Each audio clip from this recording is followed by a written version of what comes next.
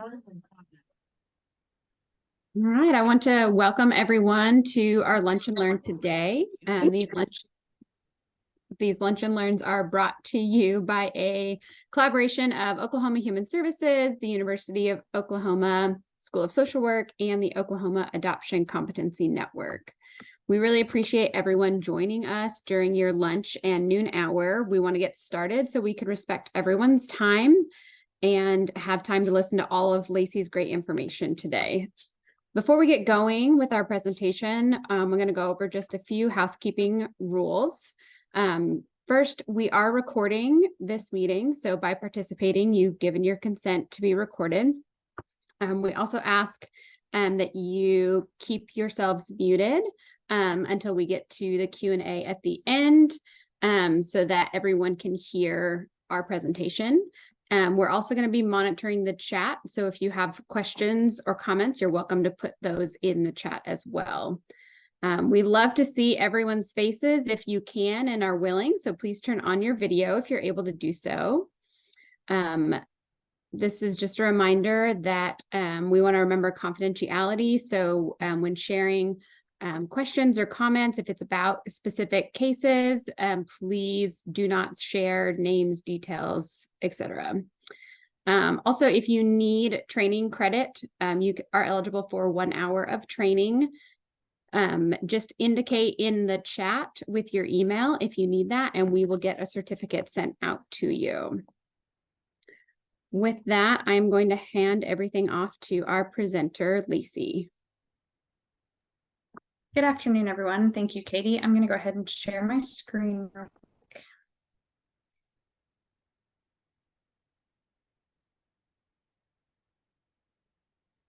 Okay, so for today, we're going to be talking about human trafficking and including what that is and why our kiddos may be at risk.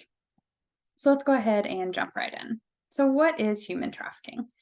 The Department of Justice indicates that human trafficking is a crime involving the exploitation of a person for labor, services, or commercial sex. They also provide the following two definitions, a little bit more specifically defining both sex trafficking and forced labor.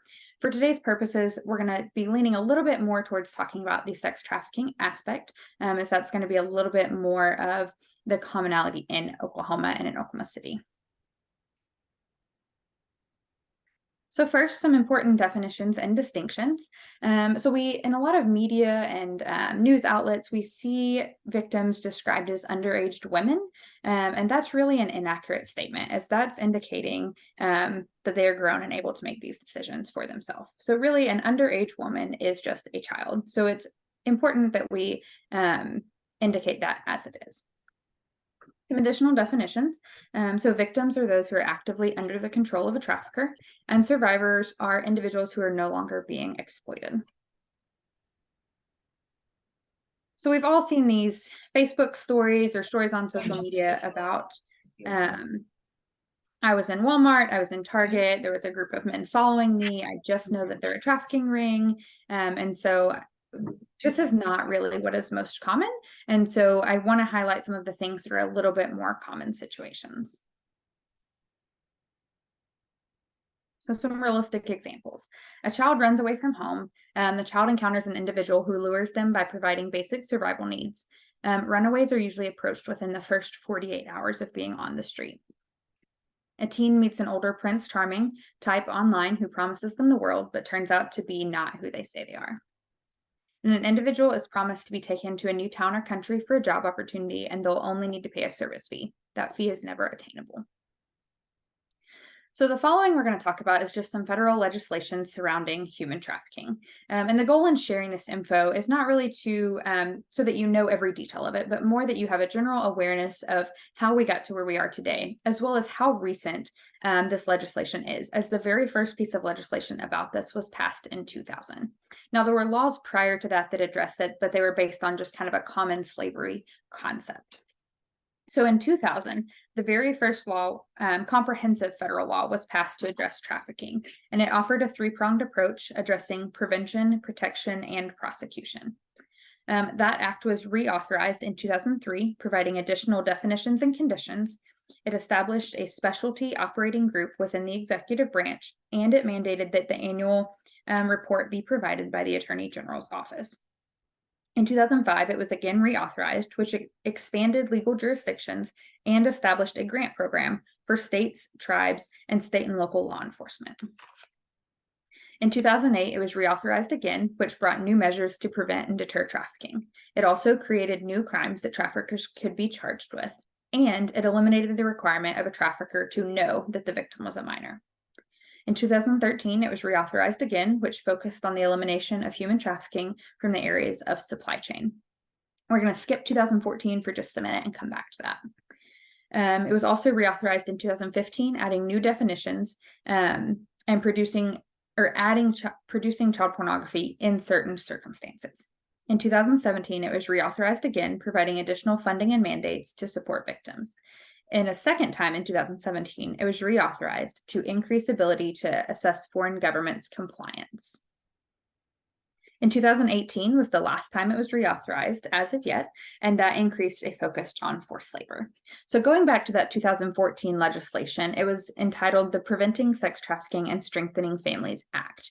And this act really put a very specific focus on child welfare systems. It added a reporting requirement for any time a child in a child welfare custody was a victim of trafficking. It also included sex trafficking in AFCARS data, which is also collected by child welfare systems. So if you work in any kind of child welfare space or have before, you're familiar with that AFCARS data that you're required to report for every single individual and family. It also required states to report information about kids who had run away to the National Center for Missing and Exploited Children, as well as the National Crime Information Center. So the global prevalence, it's estimated that 40.3 million people are enslaved globally. And that works out to about 5.4 out of every 1,000 people. Of those identified victims as of 2021, 46% were women, 29% were men, and 25% were children. And human trafficking generates an average of $150 billion each year. An example that was provided to help understand why this is such a high amount is if you have a product such as a gun or some other drug, you sell it one time and then you no longer have that product. With a person, you sell them, you obtain the money, and then you get the person back, thus being able to sell them over and over again, which is why that generates such a high amount of money each year. In the United States and Oklahoma, so United States specifically, in 2021, 10,359 cases were reported to the national hotline, resulting in identification of 16,544 victims. In Oklahoma in 2021, 91 cases were reported to the national hotline, resulting in identification of 180 victims.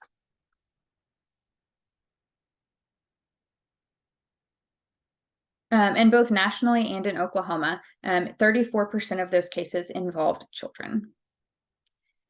They also believe that only 0.05% of the cases are being reported through the national hotline. And reasons for that being is some cases are never reported at all. And then some cases are handled within local law enforcement and not called in through that hotline. So these particular numbers are only cases that were called in through the hotline. So if you just imagine 0.05% is what these numbers represent, and just multiply that and imagine what that large number would be. So this is a heat map. The areas of red and yellow kind of indicate the super high instances of trafficking cases. So if you notice, your major areas like the Miami and Orlando areas, the DC, New York City, Boston metro areas, Charlotte, Atlanta, New Orleans, DFW, Houston, Chicago. Some of those major metro areas is where a lot of this trafficking cases are centered. There's other cases, as you can see, throughout the United States, but the highest incidence of those is in those major metro areas. So all of the statistics we've talked about so far are kind of very broad and not very personal, but this one really brings it in closer to home. 60% of child sex trafficking victims in the United States have a history in the child welfare system. That is a significant number. So what makes kiddos who have experience in the child welfare system more vulnerable to sex trafficking? So the Polaris Project indicates that the highest risk factor is vulnerability. So what are some of those vulnerabilities? history of childhood physical or sexual abuse, mental health issues or disorders, poor self-esteem, family rejection related to identifying as LGBTQ, current runaway or homeless status, having lived or currently living in a shelter or group home, uses drugs or involved with romantic partners who do, family members who have bought sex or been trafficked, parents who abuse drugs, history of arrest for juvenile status offenses, current or past involvement in the child welfare system, lack of social support, poverty, past or present, learning disabilities or developmental delay, family dysfunction or instability, and involved with or targeted by gangs. So for all of the parents on the call, whether you are an adoptive parent or a professional and biological parent, I would like you to take just a few minutes and count out how many of these 16 apply to your child. And if you're comfortable, I would like you to share that number in the chat box. And I'll give you just a few minutes.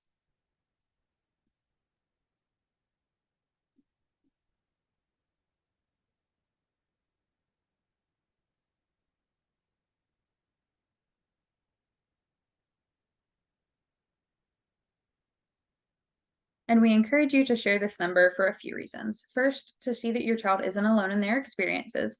And second, to understand how relevant these risk factors are in our community and our shared space. So I'll give you just another minute.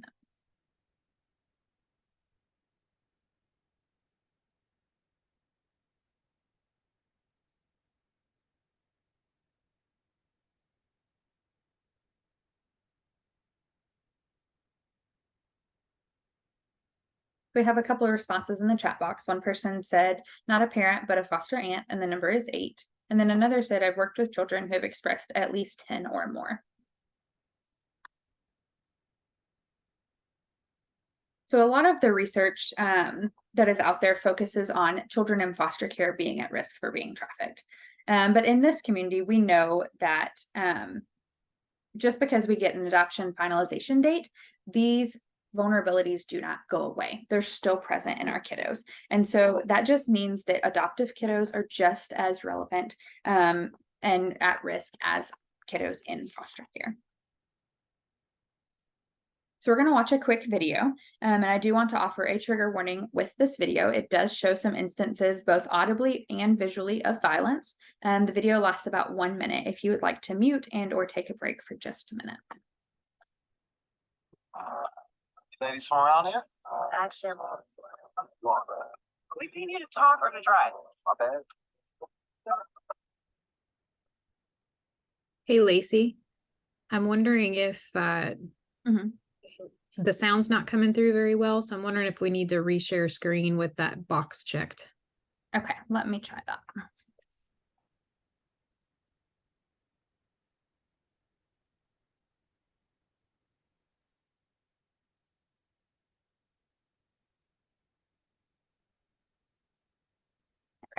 I'm going to go back and it's going to make me restart the presentation. So bear with me for just 1 minute and I'll click through it real quick. No worries.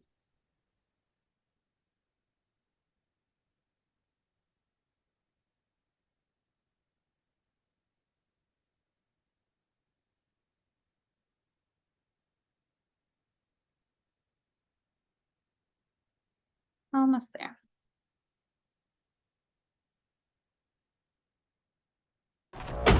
Can you hear it now? Okay. You ladies from around here? Actually, I'm from Florida. Florida. Are we paying you to talk or to drive? My bad.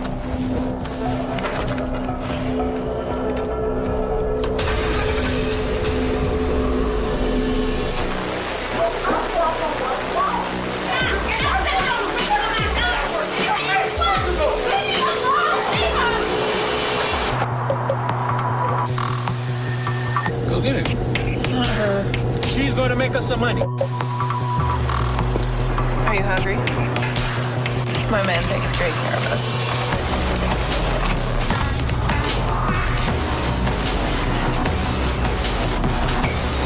I said, where you been, not what do I think.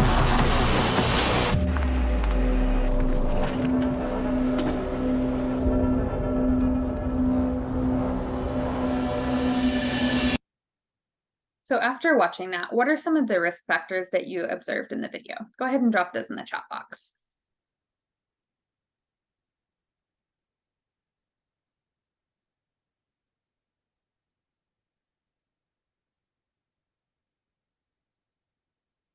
So a couple that have been noted: abusive home life, no support for the teen.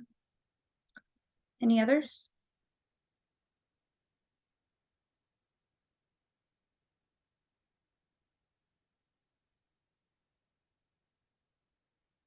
Possible lack of support. All very good ones. We're going to talk just a little bit about parenting implications. So educating. Educating yourself about human trafficking. Also educating yourself about the different social media apps, what those privacy settings look like, how they work, so that you can better understand what your teen is accessing.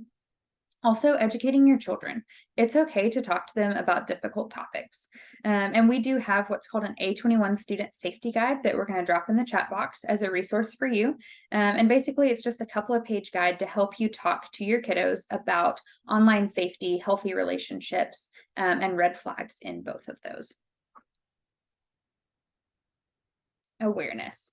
So monitoring your kids' phone and internet usage, knowing your kiddos' friends, knowing where your children are at, and paying attention to any drastic changes in your children's behaviors, which we'll talk more about in just a minute.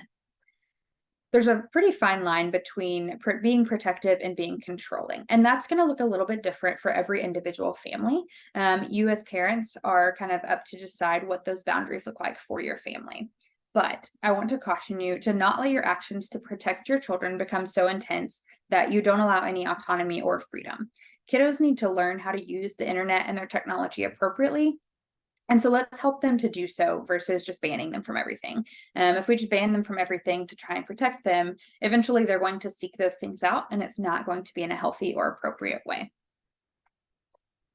And then lastly, communication. So encouraging communication about sensitive topics and trying to not make it weird. And what I mean by that is having conversations about relationships or sex with your kiddo can be very awkward. It doesn't have to be, let's sit on the corner of the bed or let's sit at the table and stare at each other and talk about these awkward topics. It can be as simple as maybe we're watching a TV show and there's something negative portrayed in a relationship. You can just kind of casually chat with your kiddo and say, hey, that was a really horrible thing to do. Like, how would you have reacted in that situation? And in doing that, it becomes a very normal part of conversation instead of this awkward conversation that everybody is dreading. And then secondly, pick your battles. And by pick your battles in communication, I mean, if we hear our kiddo say a cuss word once, or we hear our kiddo say something mean to another child, we don't always have to hop right on it that instant. But if we do see a pattern of this occurring or it increasing in frequency or intensity, obviously those are times to make sure that we're addressing those things. But it may not be necessary to have those intense conversations after one minor instance. And this is just a quick video that talks a little bit more about the internet and social media risks. There are no triggers present in this video. Human trafficking experts say it's not unmarked vans parents should be wary of, but who their kids are talking to online. It's not the van with free candy. It's not even somebody following you at Target who's going to shove you into their unmarked van and drive off. That it's people on your social media who may not be all that they claim to be. Lauren Gardner with the Oklahoma Department of Mental Health says the internet is a giant unmonitored playground for predators. What traffickers are doing now is they're investing time in not being a stranger to your child. They are getting to know them. They're commenting on their Instagram. They're following them on TikTok. A lot of the people that we served were recruited online initially, and that goes for sex or labor trafficking sometimes. Dragonfly Home is the state's first and only certified human trafficking crisis center. We're not seeing people who are chained and tied up. It's more about the psychological prison that somebody creates. It's never the victim's fault, but traffickers will try and make them think that it. Experts say parents need to be actively engaged in their kids' social media, be aware of who their friends are, and not be afraid to set boundaries. Don't let them have a public account. Make sure that you understand how the safety and security settings work. And maybe for some parents, that's even not allowing your child to have a password to their phone that you don't know. And there's a line, of course, in there about what is invasive and what's an appropriate boundary that parents have to determine for themselves. So we've talked a lot about, monitoring kiddos, technology and things like that, but how do we actually do that? So on this screen, there are quite a few different options, and we're going to talk a little bit about each of those. We also have a handout that we're going to drop in the chat box that gives an overview of each of these programs or apps and how that would be helpful for you. That way you can take it home, keep it, and reference it later if you need to. So the first is Bark, and Bark is a program that is available for iPhones, Androids, and Amazon Fire. And it has a dashboard that monitors text messages, YouTube, emails, and over 30 different social media networks. You can monitor content 24/7, manage screen time, filter and block websites and apps, and set locations alert as it does have GPS. You can also add unlimited kids at no extra charge. So if you have multiple kiddos that you're wanting to monitor, this is super helpful as it's not going to be really expensive the more kiddos you have.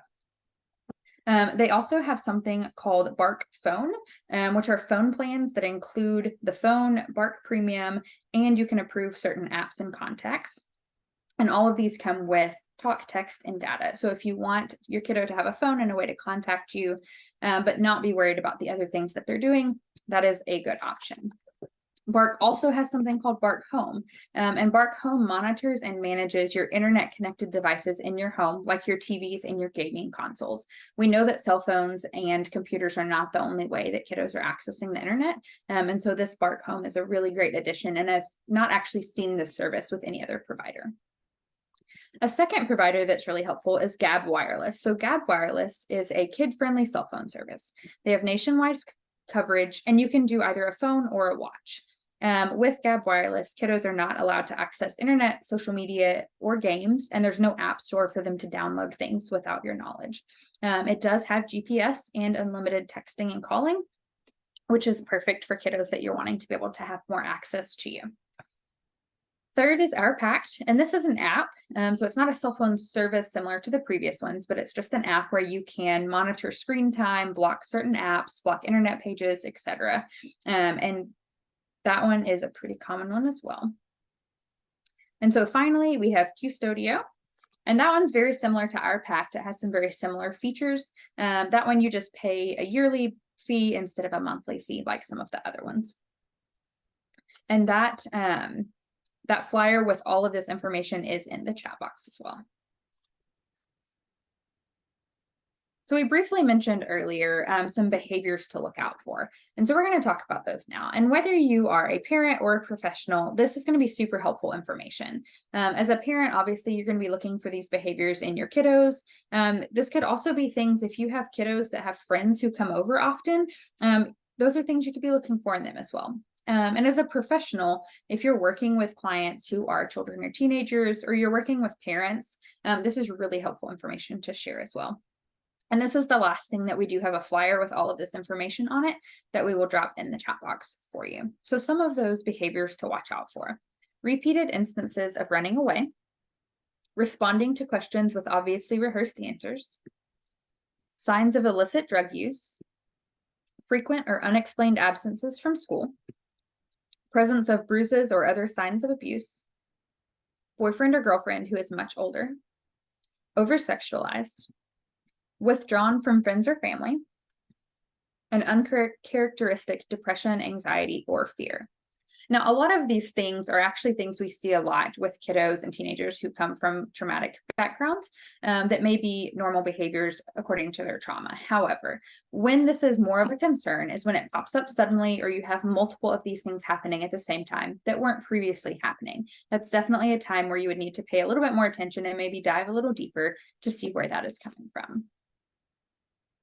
So we've got one more video. So in light of some of these behaviors to watch for, as you're watching the next video, I want you to think about what are some of the red flags you notice in the girl's behavior.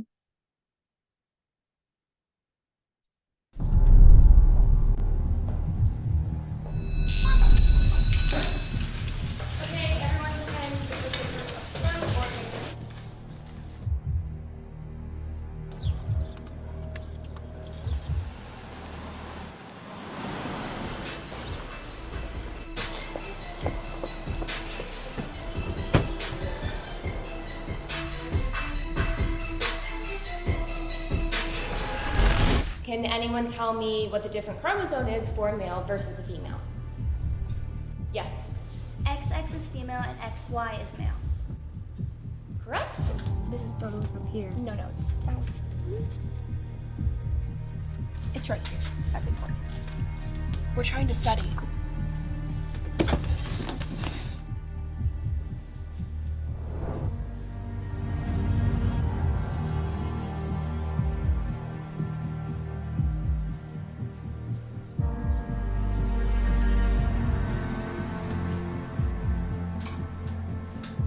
What is this? Nothing. What is this? What are you Nothing. doing? It's nothing. Who is that? Nobody. Who is that? Who are you texting? Nobody.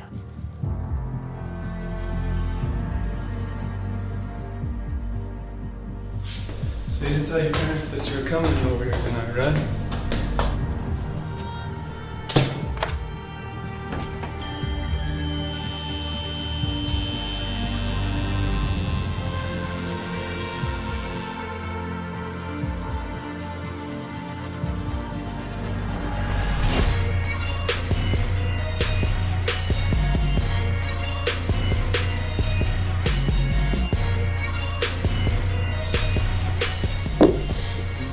You ain't gonna chill with us? Get off me! What the hell is your problem? Who the hell do you think you are? Huh?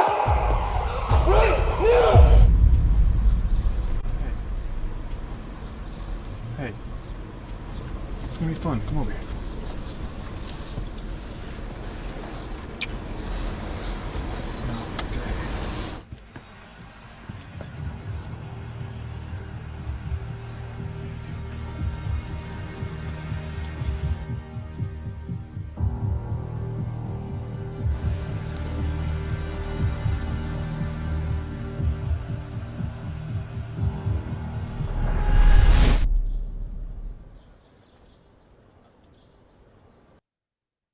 So in the chat box, drop any behavioral red flags that you noticed in this situation.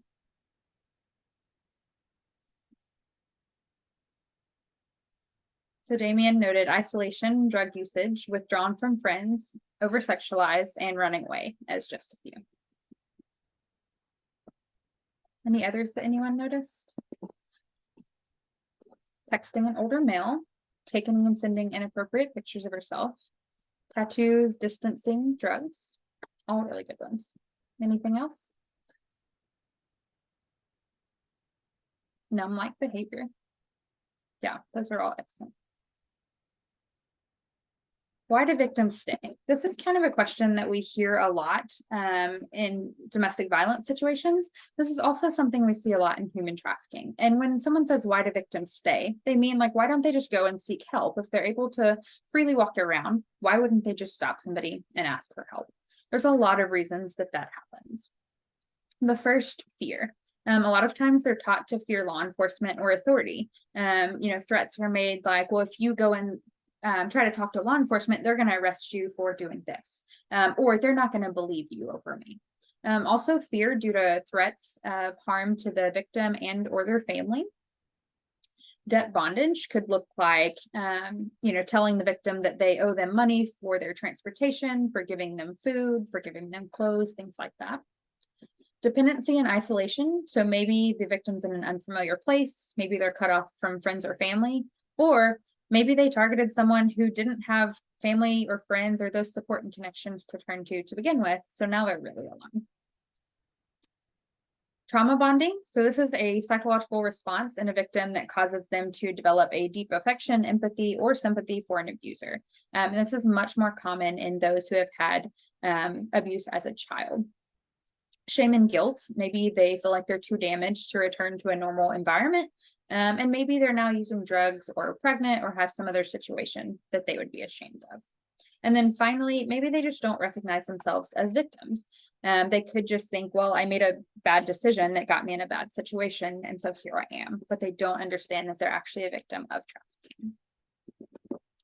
So when a victim is rescued, there's a lot of experiences that they're going to have that are really unique to them. So the first is legal. They may have criminal charges for things like drugs, prostitution, shoplifting, just to name a few. Oklahoma actually just passed a law 7 months ago that any child identified as a human trafficking victim cannot be charged with these crimes. It's really mind-blowing to me that that was only 7 months ago that that law was passed. Medical. So there's the potential for pregnancies or inappropriately ended pregnancies, sexually transmitted diseases, lack of medical or dental care while a victim, and then broken and fractured bones, as we know that physical violence is almost always present. Substance abuse. The victim may have been using before, or they may have started using while being a victim to numb the pain. Also, oftentimes we see that victims are made to use drugs while they're being trafficked, as they're easier to control when they are intoxicated. Law enforcement interactions. So there may be ongoing investigations, and there may be a need for them to testify against traffickers or other individuals. And then mental health, addressing pre-existing conditions and also any new issues that arise as a result of their experience. So in looking at research, there's no evidence-based treatment exclusively for trafficking victims, whether they're children or adults. So really, in what I found in researching this is it's more of a approach as opposed to an intervention. So various modalities are used to treat aspects of the survivor's experience, but none of them address the comprehensive experience. So some pretty common diagnoses we see with trafficking victims are post-traumatic stress disorder, substance-related disorders, dissociative disorders, depression, and anxiety. Some of the common treatment modalities that treat those diagnoses are TF-CBT, dialectical trauma-focused CBT, EMDR, 12-step programs, pharmacology, and ecologically focused family therapy. So as you can see, all of these treatment modalities are specific to either a symptom or a diagnosis of the victim. None of them address the entire experience.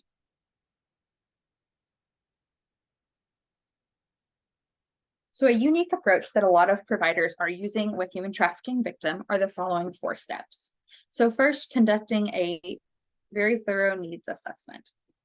And why this is important is you can really get an understanding for all of the needs of the client, whether that be physical, spiritual, emotional, mental, and really just determining everything that they need so that it can be addressed. The second is a full psychological evaluation, if available. And we put if available here because we know that oftentimes psychological evaluations can be a 6-month to a year waiting list or more. And so many times this is not available in the moment when a survivor has been rescued. But if it's available, it really gives a whole picture of, what diagnoses or what things may have been present prior to their trafficking experience versus what things are now as a result of the trafficking experience. And in doing this, they're able to get a full picture of their psychological functioning and what treatments might be best. Third, they follow a survivor-centered approach. And fourth, they wrap around focused treatment plans. And we'll talk more about those 2 things next. So what's a survivor-centered approach? First, acknowledging and validating the survivor's experience. You want to make sure that they understand that the experience they had is heard and understood. And while no one else may have experienced the exact same thing, we just want to validate their experience. Second, helping the survivor gain control. And what that might look like is overly involving them in the treatment planning or helping them to determine what things they need or what steps they would like to take next, and just giving them a sense of control back. And lastly, building a sense of safety and trust. So what is a wraparound treatment plan? It was noted by players that trafficking survivors re-entering society has proven to be similar to those coming back from war or those getting out of prison after a lengthy amount of time. So some of those immediate needs to be addressed are ensuring their safety, medical care, food and shelter, counseling, and legal or immigration care. And some of the ongoing needs that they would potentially need help with are gaining and sustaining employment, completing education or returning to education, and then building connections with safe people. So some other treatment considerations, and I want to note that on this end, all of these treatment considerations were provided by survivors who participated in the study and indicated what things were helpful for them. So the first was group therapy, a safe place that they can share their experiences and generate a community with people who are similar to themselves. They also found it helpful that being able to discuss stigmatized topics reduced the shame associated with that experience. Next, peer support. They found that peer support was a key motivating factor in them staying in therapy and bettering themselves. Secondly, peer support was a key factor in deterring them from returning to their trafficker. And then last, street outreach. So street outreach isn't really a treatment consideration necessarily, but kind of a method of outreach and rescue prior to the beginning of treatment. Nonetheless, survivors reported that this was significant in their opportunities to get out of their situation. So they felt like it breaks down that sense of isolation and feeling like they're alone. They felt like it helped bring an awareness of outside contacts and supports, and it aided in building trust.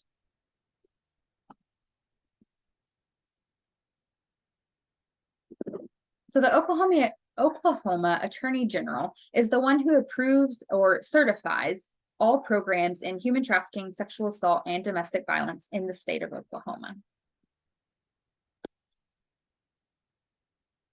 And regarding human trafficking, the Attorney General's requirements or mission is to eliminate human trafficking. And they have some certain requirements for each individual program that I'm going to kind of explain. So every program that would like to be certified by the Attorney General has to meet these 7 requirements. And within each of these 7 requirements, there's many more requirements. So the first is programs core services. They want to know what crisis intervention services you're providing, what court advocacy services, will you have a shelter program, will you have any services for children? And what will your transitional living program look like if you have one? Second, they want detailed identification of how you're going to keep your client records and your client confidentiality. Third, physical environment. This one kind of struck me as odd. I didn't even think about it, but they want to know that your buildings are up to code. They want to know that you have disaster procedures in place. What is your first aid equipment like? And is your building on a road that can be accessed in all weather situations? Fourth is technology. What technologies will you be using within your agency? How are you going to ensure internet safety on your technologies? Fifth is program management and performance improvement. So what is your admission criteria? What are the policies for your program? What is your annual program evaluation process like? And then what is your critical incident procedure? Sixth is personnel and volunteers. So what are your policies? What are your hiring procedures? How do you keep your employee records? What does your performance evaluation process look like? What is your outline for supervision? And what is your training requirements? And then finally, your governing authority. So what are the duties of the governing authority? Who are they? Is it a board of directors? Is it somebody within the agency? What does that look like? What does the governing authority's meetings and minutes look like? So all of these categories, it's a bunch of logistical things, but these are the things that the Attorney General wants laid out plain and clear in order to certify you as one of their approved programs. Now, that doesn't mean because you're not approved through the Attorney General's office that you can't offer services or have a program, but you won't be on their list of certified programs within the state. So next, I'm going to talk about a couple of opportunities for programs and other services within the state of Oklahoma. The first is the Spring, formerly known as Day Spring Villa, and they were Oklahoma's only faith-based Attorney General certified program. So the services they offer: a 63-bed shelter for women and children, a 24-hour crisis hotline, support groups, case management, legal advocacy, transportation, spiritual guidance, and non-residential services. And then the following is their contact information, both phone number, email, website, and they're located in Sand Springs, Oklahoma. So I'm going to leave this up for just a second, and each of the additional ones I'll leave up for just a second too, in case you want to take a screenshot or anything like that. And this 24/7 crisis line with the Spring is accessible by the victim themselves, or if you're a service provider or professional of any sort working with a client, you can help them access it that way as well. Our second agency is the Dragonfly Home. And so they're Oklahoma's first certified crisis center. They have a 24/7 crisis center that serves men, women, and children ages 15 and above. They also have a transitional home with 24-hour care for adult women and a housing assistance program to help survivors get into their own housing upon completing their transitional home program. They also have a 24/7 helpline accessible both by service providers and professionals, as well as the victim themselves. And Dragonfly Home is located in Oklahoma City. So No Boundaries International is a little bit different. So they are not focused as much on the treatment aspect as they are the outreach and rescue. They're not Attorney General certified because they don't have all of those things in place that we previously talked about, since they are more of the outreach and rescue. So their services include the Firehouse Community Center, which is a community center in a well-known area for prostitution and drugs and gang violence in Oklahoma City. And they specifically took over that old building to create kind of just a community center that was just a hub of positivity and their outreach services. They also do street outreach on South Robinson in Oklahoma City, which is a known strip of prostitution and trafficking. Their street outreach looks like providing care packages to the girls, which include snacks, water, hygiene products. They offer to pray with them. They offer to just like have conversations and get to know them. If somebody indicates they're hungry, they're going to go get them some food. And they really are just seeking to build those relationships. And like we talked about before, survivors had mentioned that those street outreach programs were key in helping them to know that somebody was out there trying to look out for them, paying attention for them, and when they were ready to take that step and reach out, knowing that they were there. No Boundaries also has a homeless outreach program, and then the Sunday Fun Day program. So Sunday Fun Day is at the Firehouse Community Center, and it's basically like a church type day, but whereas some of these marginalized populations might not feel comfortable going into a traditional church setting, they bring it to the firehouse, and basically it looks like board games, coloring, a free meal, and then just sitting and chatting and fellowshipping with each other and building that community. They also have the food truck ministry, which goes out twice a month. They park at a local motel that is a hotspot for drugs, trafficking, and all kinds of violence. And they offer a free meal and an opportunity to just build relationships. They provide outdoor games for the kiddos, and then just that fellowship time among the residents to be able to build a positive community. They also do a couple of online options like a discovery Bible study, a podcast, and then a journey to restoration e-course. And all of these resources are available to both professionals and families and survivors or victims of trafficking. And then this is their contact information here, and they are primarily in the Oklahoma City area. They do also do some international work in Sierra Leone. Next is Inside Out Reentry Services. So this program is not specific to trafficking victims. However, trafficking victims do fit into a lot of their areas of need, and so they're able to obtain services through them. So the reentry process is for women who are getting out of prison to be able to help with that reentry into society. And as of yet, they have a 0% reincarceration rate. Recovery is a 1-year faith-based recovery program. Reunification is a program that helps children and moms reunite. And then restoration is helping women find healing from the inside out. And so that is their therapy-based program. So these two are just our hotlines that you can access if you have a concern that someone is being trafficked or you're aware of a situation that you would like to report. There's the national hotline, and then there's the Oklahoma hotline. So the Oklahoma hotline is directly connected to the Oklahoma Bureau of Narcotics because the OBN has a human trafficking division, and they also work closely with their vice division and Oklahoma City's vice division, because those are like the ways that Oklahoma City works together to kind of combat that human trafficking here. And then in the chat, she said an extra eight on the national hotline. Yes, there is definitely an extra 8 there. So it should just be 7888, not 3. So that kind of wraps up our content. I know that was a lot of information in a short amount of time. Does anybody have any questions or comments over anything we covered? If so, just drop those in the chat box.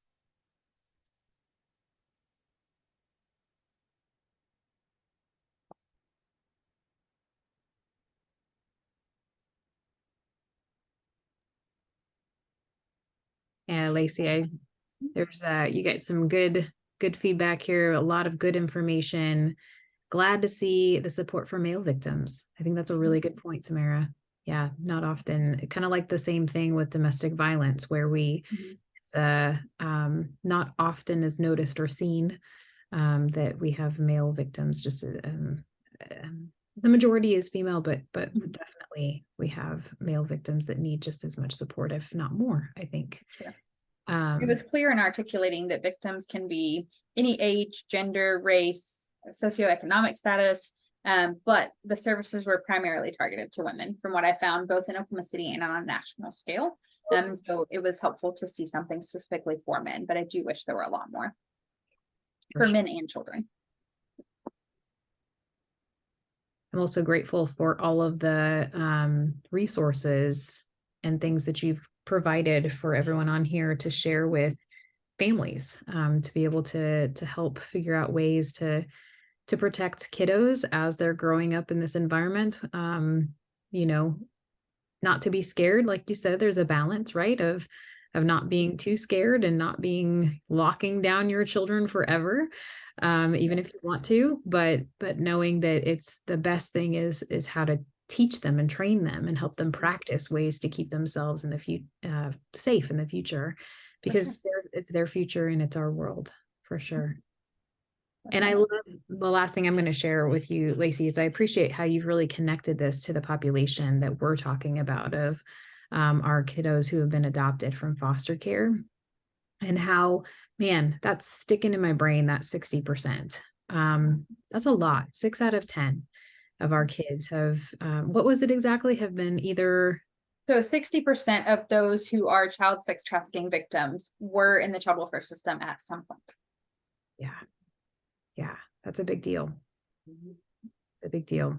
And like you said earlier, it's not something that just goes away once they're adopted, right? Like adoption is a step towards hopefully stability and permanency and good support and connection in their future. But it's rocky and it's challenging, and there are things that come up and trauma that's triggered and all those things. So it's a lifelong process of recognizing the things that our kids might face, and also knowing the best ways to support them.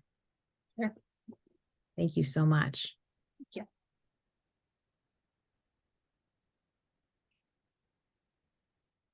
See, Lynn put 91 reported and 180 victims. So more victims came from those that did report. It's a good point.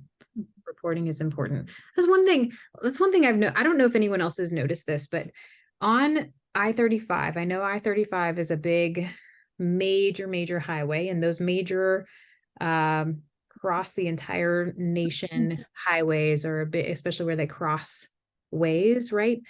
So on I-35, I've seen a couple billboards that have like trafficking on it, but then there's a number at the bottom, and I'm never able, like I've got the first, it's 1-800 and then the first couple numbers, but then I'm always, you're driving 70 miles an hour past it. It's really hard because it's tiny little print. So I think there's some interesting things that kind of similar when working in domestic violence in the past. There's different ways and nuances of how to reach this population and how to be savvy and aware of what it's like, being in that situation. So I'm not sure. I mean, maybe you guys have different perspectives or a different thought, but I'm not sure a billboard on I-35 is going to be the most helpful, especially when I can't even read the number. As you're thinking, someone who might need to use it will have to memorize it because they won't be able to just write it down while they're driving quickly by. But interesting. I mean, at least there's something there, but I think there's a lot to be done. Something I found similar, I didn't include in the presentation because it's more of a national thing, but it's called Truckers Against Trafficking. And what they do is they focus on truck stop bathrooms and things like that. And so they have little stickers that they'll put in the truck stop bathrooms on the stall. They get removed, eventually, but they just kind of carry them with them if they're a member of this group. And then they'll just stick the stickers on the wall because at some point, your victim will have to use the bathroom. And so they just it's like a grassroots effort to do what they can to help it, because we know that truck stops and trucking is a big factor in trafficking and transporting trafficking victims. And so a group of truckers just banded together and we're going to do what we can about this. And so that was a really neat effort that I noticed as well. That is cool. That is cool. And like what Lynn put in the chat just now, the agency's doing the street work, helping, but not putting the victims in danger. Yeah. Being there for when they're ready. Mhm. Building relationship and support. It's good. All right. Well, thank you, Lacey, so very much. Thank you to everyone who's joined us today. We do have, I think Katie's going to put in the chat a link to an evaluation survey that we would love just a couple questions. If you could take a few minutes and give us some feedback about this presentation in particular, but also other topics that you would like a Lunch and Learn to cover in the future. So please, if you can, just take a few minutes. If there's anyone who needs a certificate of attendance, please don't forget to put that in the chat as well, so we can make sure and get you that. We have more Lunch and Learns coming up, and we are in the middle. This Friday will be our second meeting of a book club going over Beneath the Mask, Understanding Adopted Teens. So once again, if you're interested in joining our Oklahoma Adoption Competency Network, please get us your email. You can either look, just if you put in Google Oklahoma Adoption Competency Network, you'll get to our page. And at the bottom of that page is where you can fill in a form field. Oh, perfect, Katie, thank you. She put the QR code there in chat as well. At the bottom of that, you can give us your email address. We're working on ways to be able to expand our communication. We've got an email list, but we're also hoping to start using some reminder apps to be able to keep people in the loop of knowing when our Lunch and Learns are happening in our book clubs. And we've got some other exciting things that we're planning and working on for this summer, like meetups, social meetups for families, post-adopt families and our adopted persons, so adoptees, either adolescent or young adult. So we're excited to see you all and connect with you in the future. Please reach out to us and stay contacted with us. I really am excited for our future. Thank you, Lacey.